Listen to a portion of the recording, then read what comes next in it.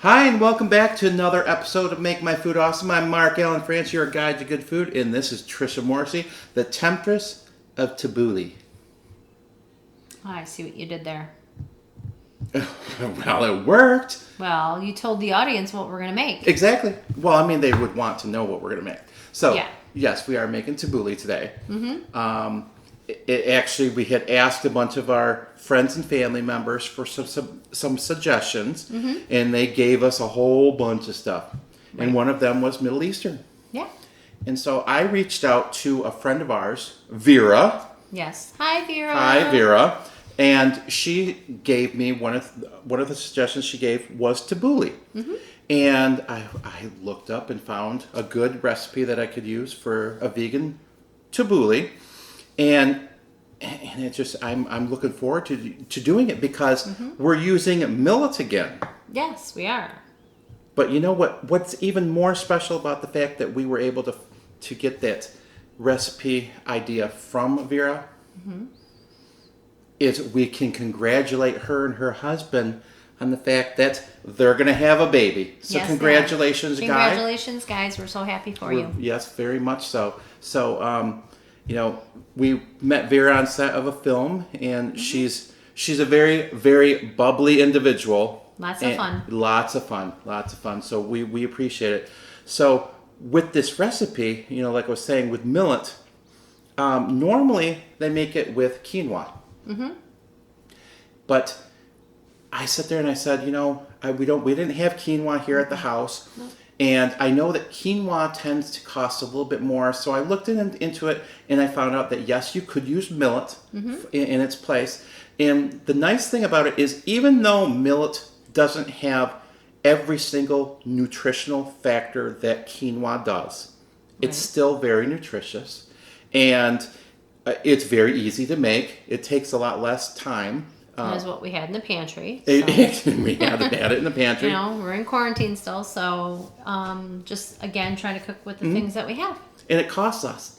It's about $2 a pound for the millet as opposed to $8 a pound for the quinoa. And also with quinoa, if you don't cook it just right and you make a mistake, then you're stuck with, it has almost like this earthy taste to it, and it's not a really good bite to have. So If you overcook it, you got to be careful not to do that. Don't want that.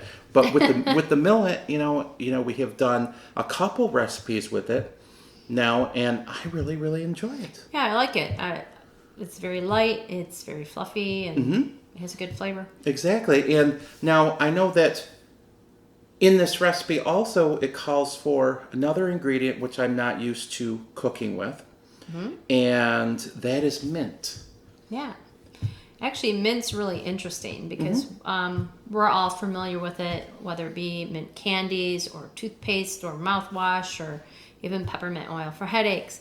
But it's a stimulant, so it's used a lot to lessen one's fatigue. It has vitamin A in it, which is really good for eye health, and it's got antioxidants in it, which we've talked quite a bit on the show about what that is.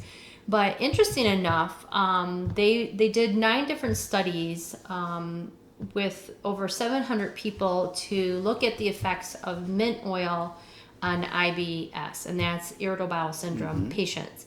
And one of the 9 studies actually found that 75% of its participants would take 1 capsule of the menthol mint oil a day versus the placebo group. And out of that group, 75% of the IBS patients found relief of their symptoms.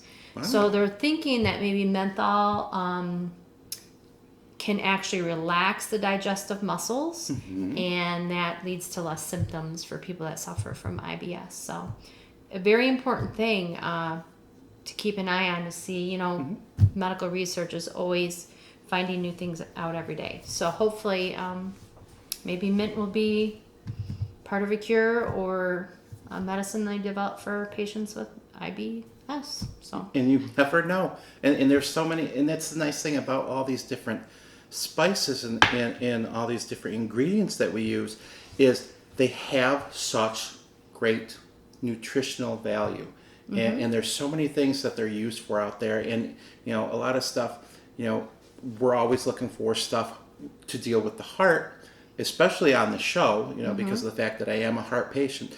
But, it's great to see all these different things that are being used for people who have different types of ailments.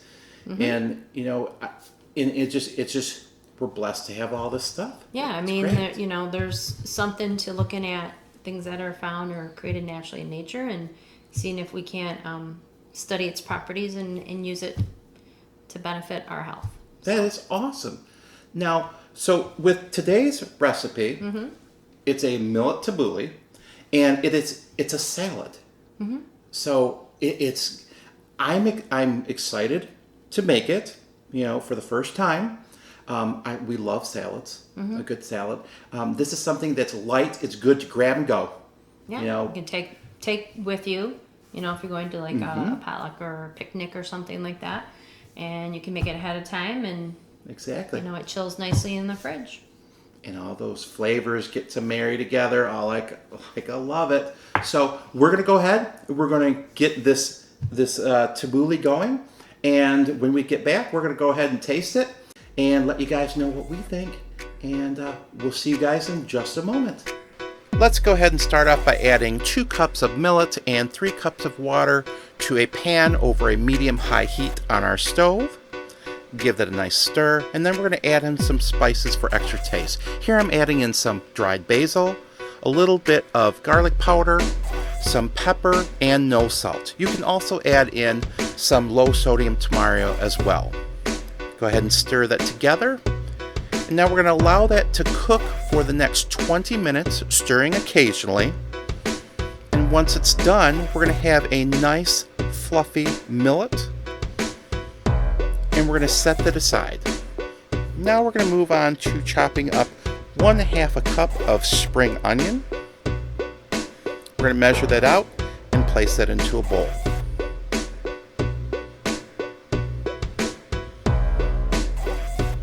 Next up is 1 cup of fresh mint. Go ahead and give that a nice chop. Measure that out and place with our spring onion. Now we've got our parsley, and we're going to finally chop about 1 cup and place that in with our mint and onion. And we're going to set that all aside before moving on to 1 1/3 cups of chopped tomato. Go ahead and place our chopped tomatoes into a measuring cup and set that aside. Next, get 1 lemon. We're going to cut that in half, and then we're going to juice both halves of our lemon. And this will give a nice citrus taste to our salad. Now, into our greens, we're going to go ahead and add all of our millet. And we're going to start mixing all of that together.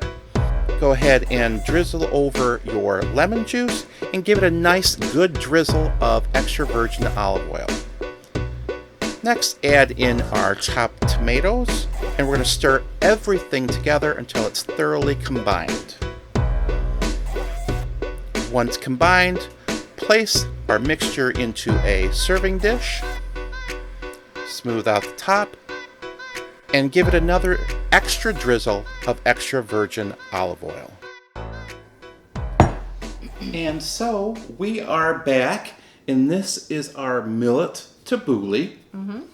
And it was pretty easy. It didn't take very long to make.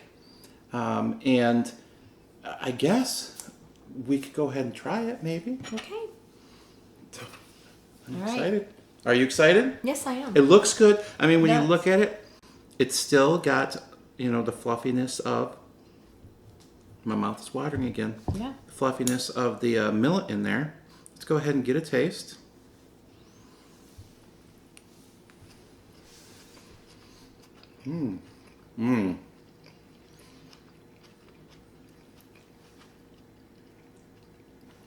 The mint and the lemon, Are very prominent in this. and it's very fresh though. Very fresh. And then you can get like flavor of the onion and the tomato afterward.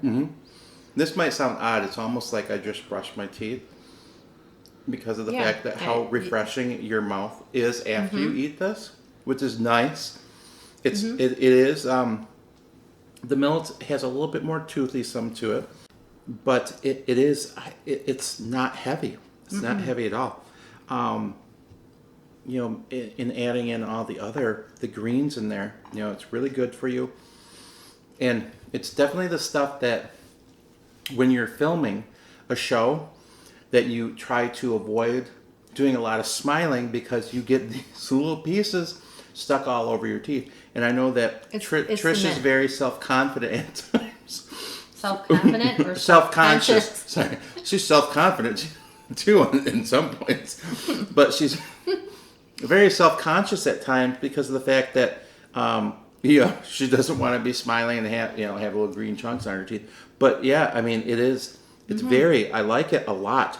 Yes, and it is. It's very light, fluffy, lots of flavors. But yeah, the first two things that you get is the lemon and the mint. And then after that, you get the onion and the tomato flavor. And the millet just kind of takes on the flavor of all of it.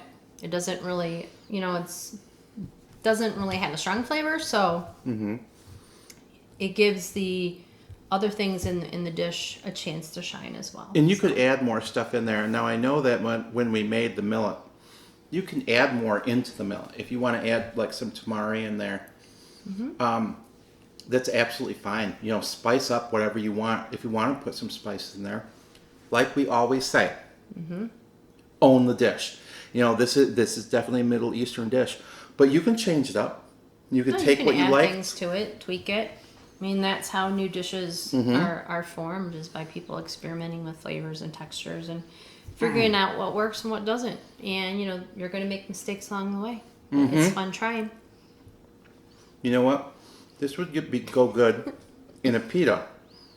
Yeah. Rolled up in a pita, a little bit of hummus on there. I mean, there's a lot of different things you could do with that. Drizzle it with some sriracha. I would. Would you? She wouldn't do the sriracha, but drizzle it with the sriracha. Honey, it's all right. They know what we're going to smile at him. You can He's have over some. there trying to get the mint out of his teeth, too. So You can have some more. I There's just plenty cleaned it out in of it. my teeth, so anyway. You should try this recipe. It's really good, and it's different. And like Mark said, you can make it your own.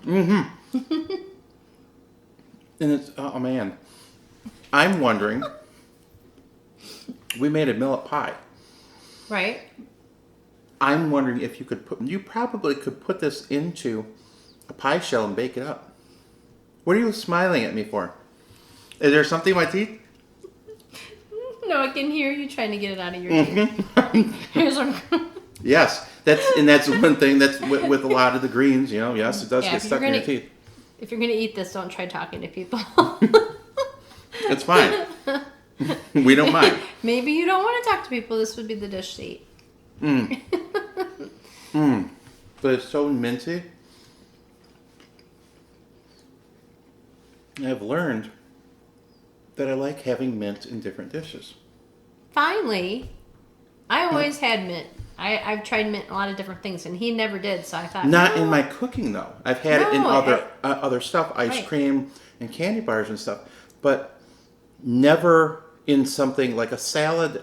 I've never really had a lot of mint in a salad before, and this goes great. And you could put more dressing on there because it doesn't have.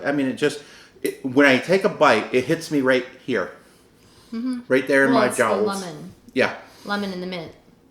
But I mean, if you wanted to add in some stuff to add more flavor, like we said, do whatever you guys want and enjoy it. Yes, very good. Mm-hmm. I'll have some a little later. I just don't want to have to keep.